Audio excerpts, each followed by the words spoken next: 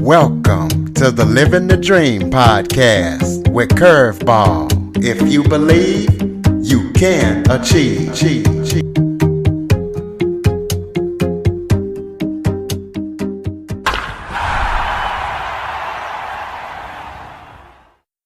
Welcome to the Living the Dream with Curveball podcast, a show where I interview guests that teach, motivate, and inspire. Today, I am joined by journalist and music and film producer Rob Schwartz. Rob is the editor of his dad, Rob Schwartz book on aging.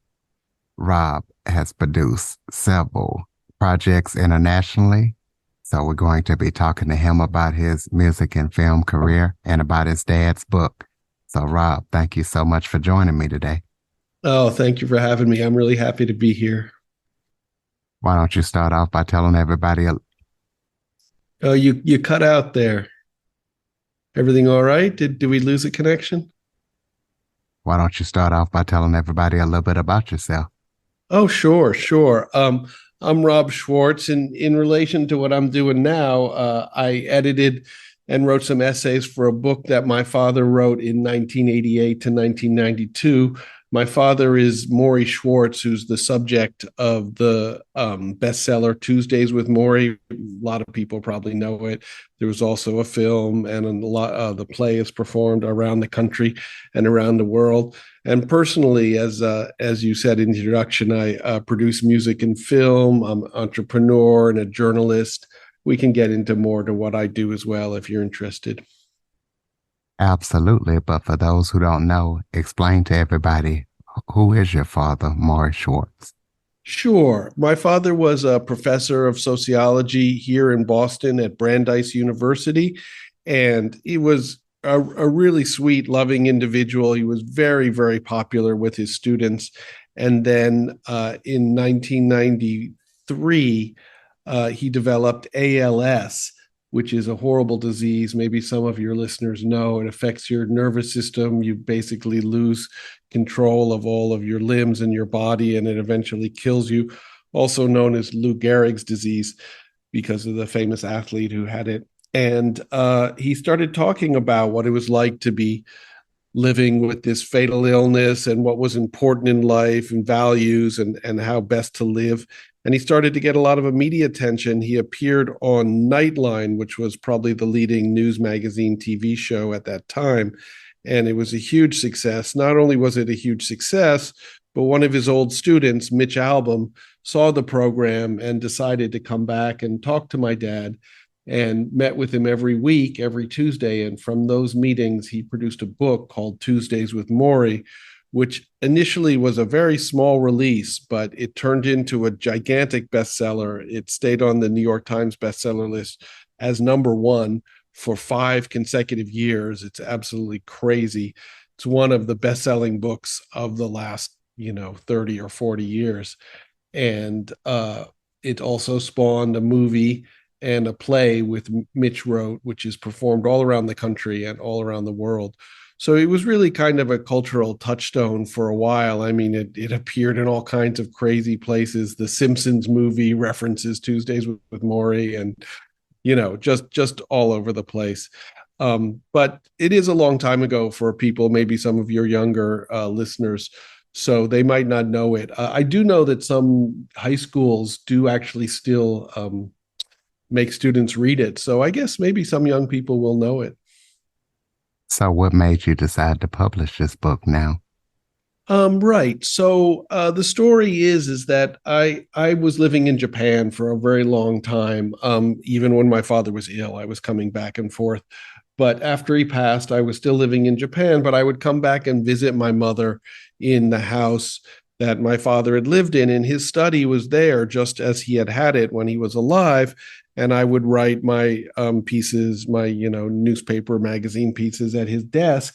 And one day I just opened the desk drawer. This is back in the early 2000s. And I found this manuscript, and I remember that I had talked to my father about this manuscript while he was working on it.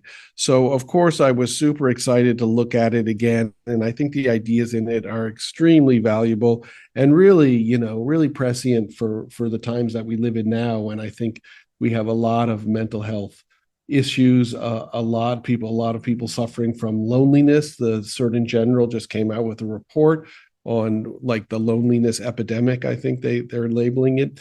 So I think this book addresses a lot of those issues. It's called The Wisdom of Maury, and he really talks about, as you age in life, how to remain creative and joyful and engaged. And the old image of elderly people who can't do anything, my father feels that's just so wrong. And elderly people have so much ability and so much knowledge, and it can also, as he writes, can be sort of the greatest time in your life. So I think it's really relevant to today's. So talk about some of the top 5 secrets that your dad talked about in this book to living a happy and long life. Sure. I would say actually there's sort of 2 aspects to the book. As you say, there are like 5 specific things that he lays out that you can do. But before that, I would say the way you should look at this book is it sort of has 2 sides, because my father was a social psychologist, and he was a therapist as well as a professor. So he was really concerned with people's psychological states. And when he started to age, he realized that not only did our society sort of not value elderly people, but elderly people had internalized this horrible ageist attitude that elderly people are just not valuable and should just go away and die. And he thought that this was so wrong and so poisonous, and that he realized that he himself had internalized this terrible attitude, and he needed to get rid of it inside himself first before he could move forward and lead the creative and joyous life. So that's the first part. It is sort of a psychological insight that we need to get rid of these ideas that certain people, for whatever reason, are less than other people. All of these ideas that have plagued our society, whether they're ageist or racist or sexist or ableist.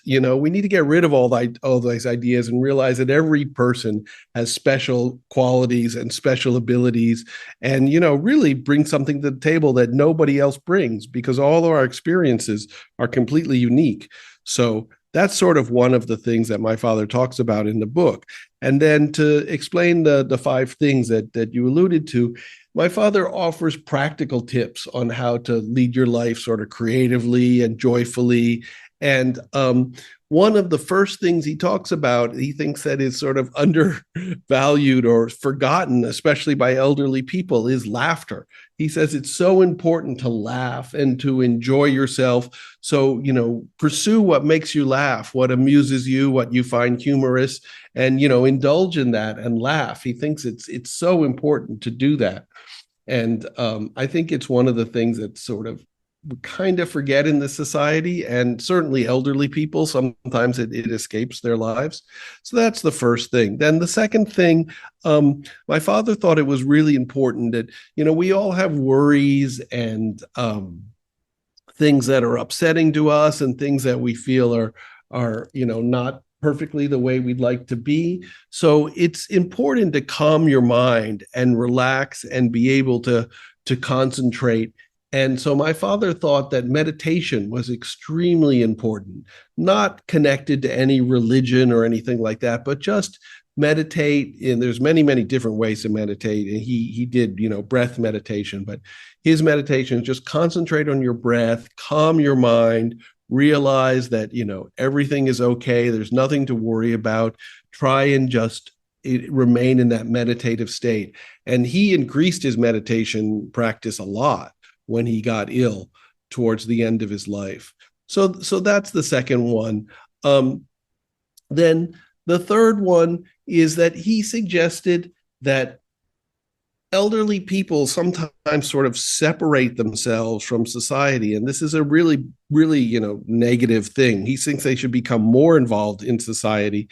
And one of the ways to do that is to create a new interest, find what's interesting to you and pursue it, whether it's, some things that you can read in books or some things that you can learn from other people, or what have you. So figure out what interests you and pursue those things, especially if they're new things that you've never thought about before.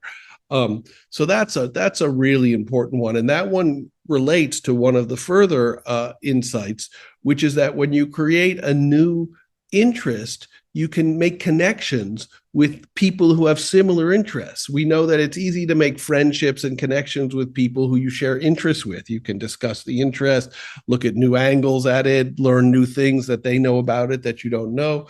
So creating an interest also will offer you a new world and new people that you can become friends with. So he thought creating and maintaining and strengthening your human relationships was super important. That elderly people tend to be shunted off, that they stop their relationships, or they don't pursue new relationships. They sort of stay at home alone, and he thought that this was really negative.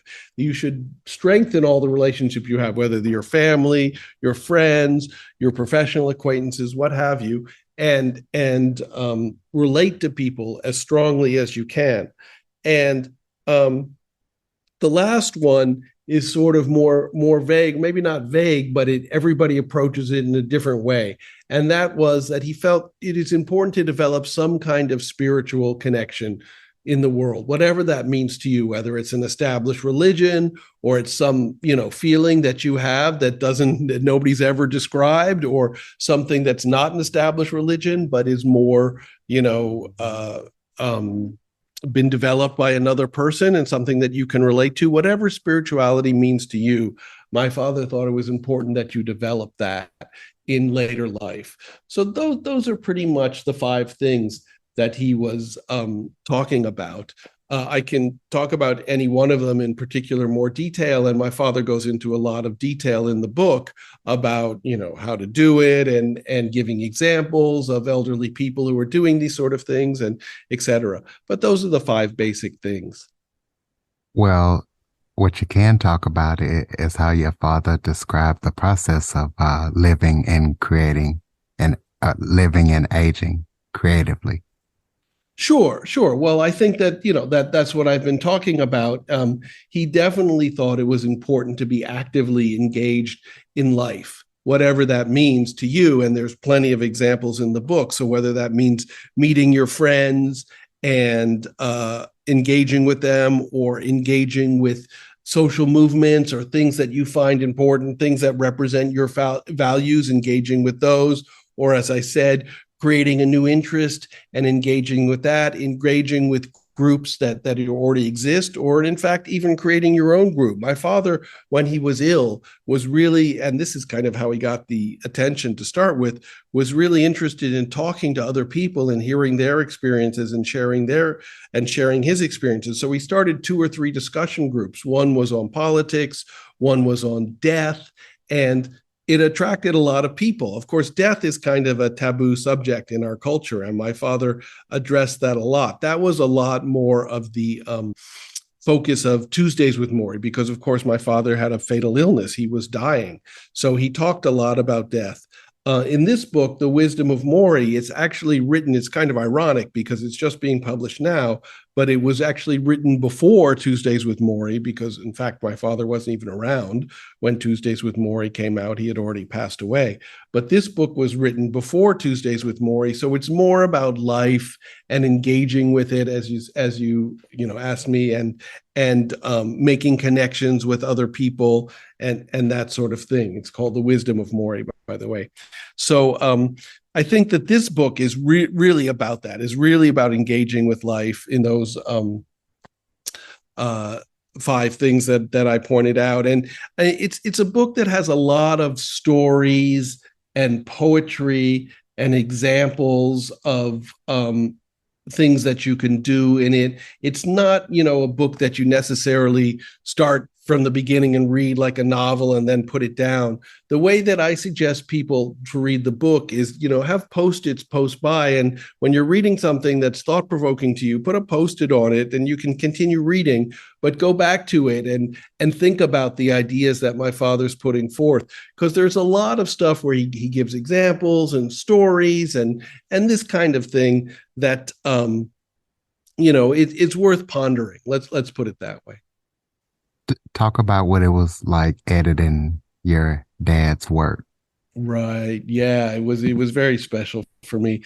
Um, so just to put it back in the chronology for a second. So I discovered this book in the early 2000s. My father had already been gone for 7 or 8 or 9 years.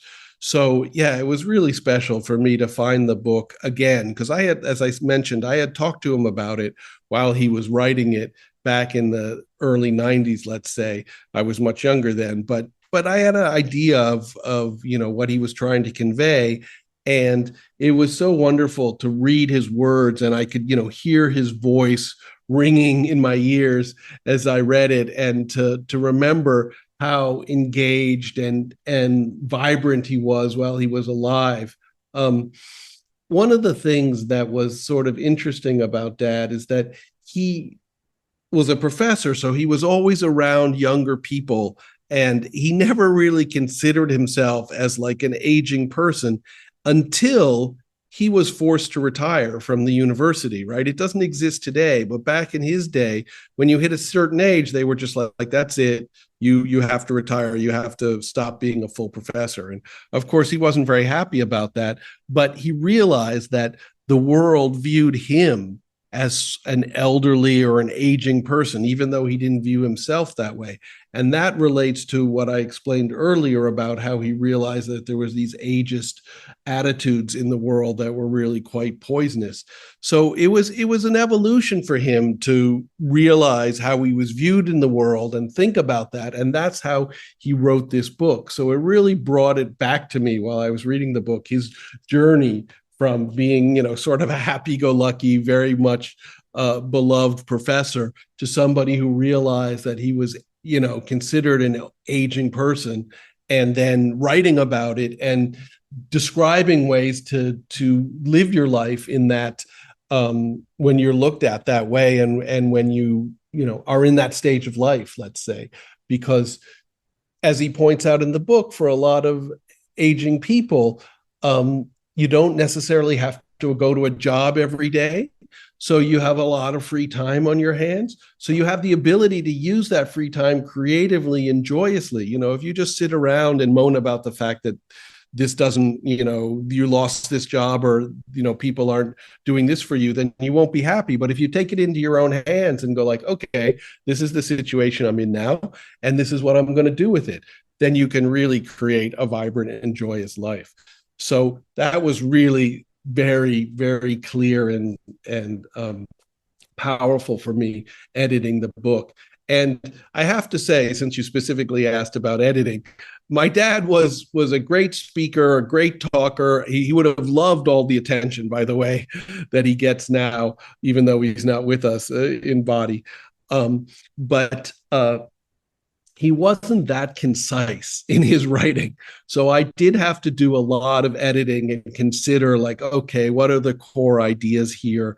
And that's the job of an editor. And it did take a lot of work to get to a place now where I think it's very readable, very easily readable, and everyone can relate to what's in the book. Okay, well, let's talk about some of your work. Tell us how you got into film and music Sure, producing, and also you have a sure. music festival coming Yep, here. So tell that's us about right. all of that. Oh, thank you so much. Yeah, that's right. Well, my story is kind of strange. So I'll start at the beginning. I moved to Japan. Well, I went to Asia when I was in my 20s, and I did a big trip around Asia. And that's when I came back to the US after that and met my father, stayed in the house for a couple of months and talked to him about the book. And after that, I moved back to Japan. So I had lived in Japan. I had lived in Japan when I left in 2020, almost 30 years. And in Japan, I decided I wanted to be a journalist. I started writing about music and film. I founded a couple of record labels, mainly to bring, it was mainly, not exclusively, but mainly to bring music, international music, into Japan, American and British music. I did a lot of sort of electro cross across electro rock crossover. And the first label was actually a reggae and breakbeats label. We even released a new album from the legendary duo Sly and Robbie from Jamaica, who people may know. They were the drum and bass for Peter Tosh and Grace Jones and a lot of stuff going back. So I did the record label. I did 2 record labels for a long time. And I'm also, my main field or original field as a journalist was actually film, and I studied some film in school. So after writing about film for a long time, I decided I wanted to produce film. So I have 4 feature films. The 2 that are most easily accessible in this country are, one is called Putty Hill. It was released in 2010 by a fantastic, fantastic director. And his next film, actually, he played at Sundance, the Sundance Film Festival. And Putty Hill is about teenagers in the Baltimore area. People in that area will recognize the name Putty Hill. Putty Hill is a neighborhood in Baltimore, and it's about their reaction when one of their friends commits suicide. So it's pretty serious, but he uses a lot of experimental techniques, and I think it's just a brilliant film. I really like that film and would encourage people to watch it. It's available on the different services. And then the other film that I've done pretty recently is called Bernard and Huey. And this is a very interesting story because it was from a scriptwriter and cartoonist named Jules Feiffer, who was extremely famous in the 50s, the 60s, the 70s, and the 80s. He did cartoons for The New Yorker and The Village Voice, and he had these 2 characters, Bernard and Huey. And this screenplay is based on these 2 characters. He also wrote the screenplay for a very famous film. It came out, I think, in 1969, or maybe a little later than that, called Carnal Knowledge, which had Jack Nicholson in it and Art Garfunkel, and was a huge hit at the time. He wrote the screenplay for that.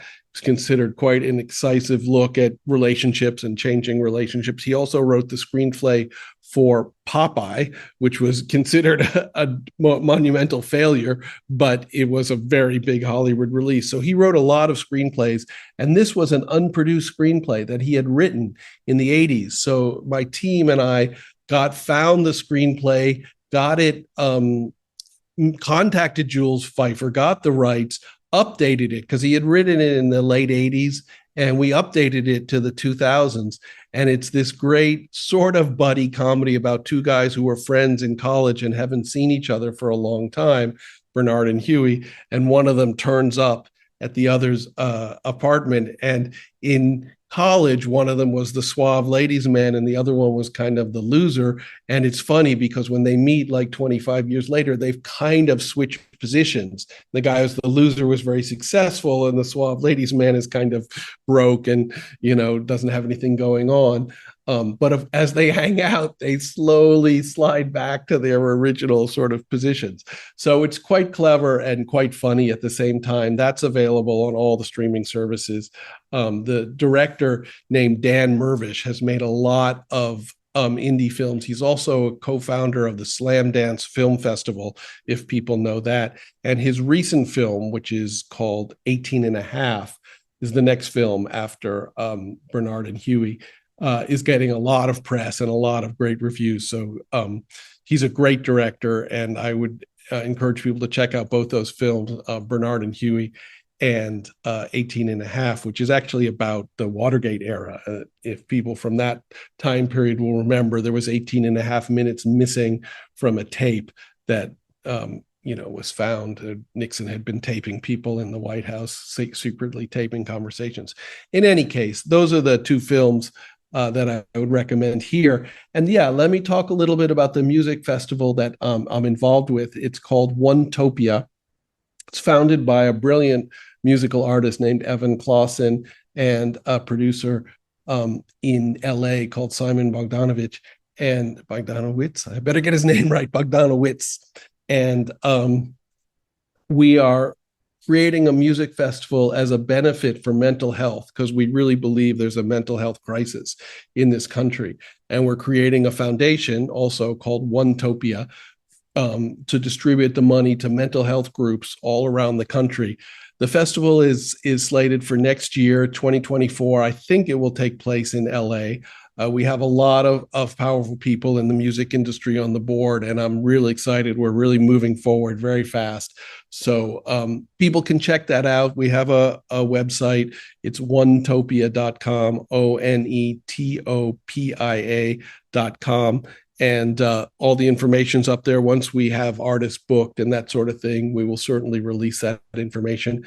And as I said, all of the money is going to charity. This is going to be 100% of the net profits is going to go. None of us are getting paid to do this. We're doing it because we believe that mental health really needs to be focused on in this country. And of course, it relates to my father's profession and his life purpose, which was very much concerned with mental health. In the essays in this book, Wisdom of Maury, I write about my father and the mental health field. My father wrote a very important book on mental health in the 50s called The Mental Hospital.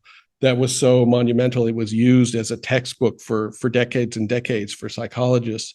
And my father co-founded a low-cost mental health collective in Cambridge, Massachusetts, called Greenhouse, where they treated people no matter their ability to pay, because they felt like it was ridiculous that only people who, had a lot of money could get psychological care. So this is back in the days when not everybody went to a psychologist, unlike today, like back in the 70s. And it was a sliding scale. If you didn't have any money, you didn't have to pay anything. And it was very, very successful. Greenhouse, beloved in the community. So in some ways, I feel like I'm continuing my dad's work, both with this book, which is obviously written by him, and Onetopia Benefit Music Festival, where all the money is going to go to mental health charities. So, and mental health organizations that are trying to help people and raise awareness about mental health. And I'll mention one other thing, which I'm doing because I have a bunch of projects. I'm also involved in a virtual reality online concert creation platform, which is called Mosh Pit. And we're a little startup, but we have some fantastic graphics. We have some fantastic coding, and it really looks, the concert and the environments really look fantastic. I would put them up against any other, platform doing this. And if you know anything about that, there are some really large platforms doing what we're doing. Fortnite and all of these guys, multi-billion-dollar corporations. We're a little startup, but I think our thing looks fantastic. We're probably going to launch in June, I think. And that's moshpit.live, moshpit.live. And we'll be launching that online concert creation platform. And we're really gearing that towards like everybody. If you want to put a concert up there, it doesn't matter if you're a famous band or a touring band or not. So it's going to hopefully be like, the people's platform. It doesn't have to be Lil Nas or somebody like that to do. In these days, the only people that have done real VR concerts are people with a huge amount of money, massive stars. But we want to kind of open it up to everybody. So those are 3 projects that I'm involved with. And of course, right now, the Wisdom of Maury is my main focus. I really want to get the message out there just to let people know. We do have a website for the book, The Wisdom of Maury. It's wisdomofmaury.com with no the WISDOMOFMORRIE, wisdomofmaury.com. And all the information on the book and clips of me and stuff like that are up there. And clips of my dad are up there too. Okay, well, that answers one of my questions about any current or upcoming projects that you're working on that people need to know about. So you also been covering Asia for Billboard magazine since 2007. So tell us about that and what you write about and how you got into it. Sure. Well, as I described before, I went to Japan. I became a journalist. I started the record labels. And because of that, obviously, I became very knowledgeable about the music industry in Japan. So as I was writing for other magazines, the opportunity came along to write for Billboard. And as people in the music industry know, or even on the sides of the music industry know, Billboard is it's the magazine of record for the music industry in this country and pretty much the world. I mean, there are a few other things out there, and of course there's things in other languages, but in terms of the English language, Billboard is pretty much reporting on the music industry in the most important way. So I was really happy to write for them. That's right. I started in 2007. I think in 2008, I became pretty much the only correspondent in Japan. And then I became pretty much the only correspondent in Asia, not the only correspondent, but the only regular full-time correspondent. And I became a bureau chief of sorts, reporting from all over Asia and editing other people's works. So I'm pretty familiar with the music industries of all of Asia. And to me, that's pretty fascinating. Of course, when you say that to people today, they're just immediately going to think of Korea and K-pop because it's so dominant. And fair enough. And I can talk about that for a long time. I was reporting on it before they got to the number one, hit album status that they have now, BTS or Blackpink, what have you. But Japan is a fascinating music industry because very few people know, even in the music industry, few people know that Japan is the number 2 music market in the world in terms of revenue by far. I mean, they're well above number 3, which is Germany. Most people think it's going to be China or something like that. And while China has grown a lot, particularly in the time that I was reporting, it's still not near the same revenue as Japan. So Japan has a huge revenue in music industry, yet their music industry is very self-contained. What's hugely popular in Japan is generally not popular anywhere else. I mean, if you look at the top 10 hits from every country in the world, they will resemble each other. Some of them will be different. Korea these days would be, exclusively Korean pretty much. But most of the top 10 of all the countries in the world would be, relatively similar, have a lot of crossover. Not so in Japan. If there was one song in the top 10 in Japan that was in a top 10 chart in some other country, that would be a lot, right? Japanese are very focused on Japanese music. They have a genre of Japanese music called J-pop, which is sung in Japanese, produced by Japanese. They're the way, because of the Japanese language, the way that they sing and the rhythms of the music is quite unique. And it hasn't really caught on outside of Japan, though a few bands have tried. And they have every other genre, of course, of music in Japan, J-rock, and they're pretty much into everything, which is pretty crazy. I mean, they have a country scene in Japan and a reggae scene in Japan. But it's all Japanese artists. They have had a lot of focus on international music, and there's that old cliche, big in Japan. But that was really in like the 70s and the 80s. Nowadays, the Japanese music industry revenue is about 90% domestic artists, which is pretty crazy if you think about it. I mean, that is an incredible percentage. So I reported on the Japanese music industry and also the rest of Asia, Southeast Asia. I reported a lot on China because the music industry grew very quickly from like 2010 to 2020, let's say, up to the pandemic. And that's a whole nother scene. If you're interested, I could tell you about it because of the government they have in China and the economy. They didn't have a lot of homegrown stars from the mainland of China. All of their music stars were from Hong Kong and Taiwan previously, but that all changed between 2010 and 2020. And now in China, in the mainland, their top 10 hits are going to be mainly domestic artists and not artists from Hong Kong and Taiwan, which, are not, they're still Chinese territories, but they're not the mainland. The mainland is a very specific, system and economy and the rest of it. So that pretty much covers it. If you have any questions about Asian music industry or my reporting for Billboard, I'd be happy to answer them. It's something I did, as you said, for 15 years. So, I mean, I still do it nominally, but I'm not living in Asia right now. So it's hard to report on it. Okay, well, throw out your websites again so that way people can keep up with what you're up to and all of your reporting on the Asian music industry. Right. Most of my reporting on the Asian music industry is on Billboard. Some of them are behind a paywall and some of them are not. But if you type my name into Billboard, they have a search engine. You could find, 100 articles that I wrote. You may have to be, a subscriber to Billboard. I'm not sure. But yeah, the only website that I have right now, and maybe this is a mistake of mine, that's really active, that's my website, is wisdomofmaury.com for this book. Of course, we have websites for the virtual concert creation platform, Moshpit, moshpit.live. And as I said, we have a great website for the music festival that's going to happen next year, Onetopia. That's onetopia.com. But in terms of the reporting that I did in Asia, I should get that up, but I don't have a personal website with that stuff up yet. Like I said, you can find it on Billboard, and actually you can find a lot of stuff on me on the internet if you're interested on YouTube, because I appeared in a lot of music conferences around Asia. There's a very famous music conference in Asia called Music Matters. It's held in Singapore. It's the main, most important music conference in Asia.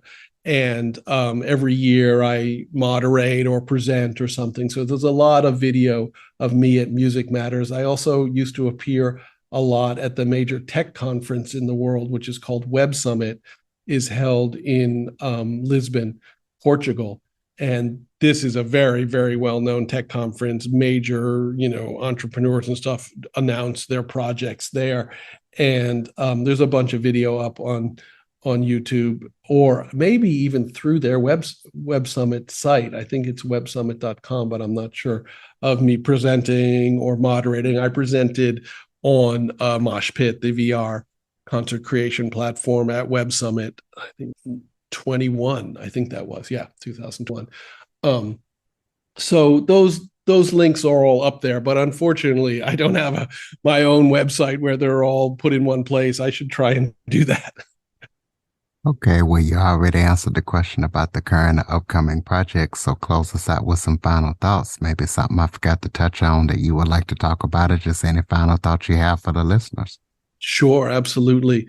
Well, I'm releasing this book now, The Wisdom of Maury, by my dad, and I do think it's really relevant to our society that we have now in the United States, both in terms of elderly people need to be more included, need to be more honored like they are in some Asian societies, and more paid attention to, because elderly people have a lot of wisdom, right? They've lived through a lot of stuff that we haven't seen. And then when you experience a lot of things, you learn from it, right? So I think that we need to value our elderly people like they do in other societies. And this book can also help elderly people and all people live their lives more creatively, more joyously. And I think that that's really important. And finally, we live in a society that's so divided.